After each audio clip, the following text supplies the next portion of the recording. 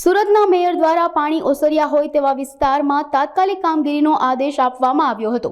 Medical સુવિધા, જંતુનાશક દવા છંટકાવ કરવામાં આવી રહ્યા છે। તમામ લોકોને મેડિકલ સુવિધા ફ્રીમાં મળી રહે તેવું આયોજન કરવામાં આવ્યું છે। તેમજ રોડ રસ્તાઓ પણ રિપેર કરવામાં આવી રહ્યા છે।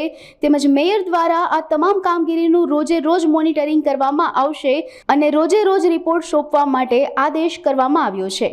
અતિ ભારે વરસાદને કારણે સુરતમાં નીચાણવાળા વિસ્તારમાં ઉપરવાસના કારણે નીચાણવાળા વિસ્તારમાં પાણી ભરાણા હતા।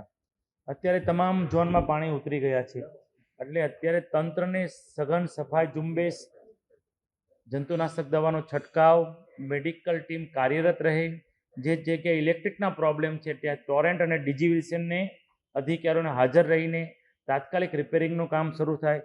જે વિસ્તારમાં રોડનું ધોવાણ થયું છે ત્યાં તાત્કાલિક રોડનું રિપેરિંગ થાય તે માટે તંત્રને આદેશ આપ્યો છે।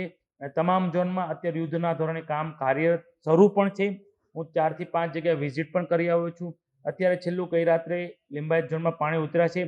અત્યારે તમામ યુદ્ધના ધોરણે તે ઝોનમાં પણ કામ કાર્યરત છે। રોજનું ડેઇલી ટુ ડેઇલી રિપોર્ટ સાંજે સમીક્ષા થાય એ માટે તંત્રને સૂચના આપી છે।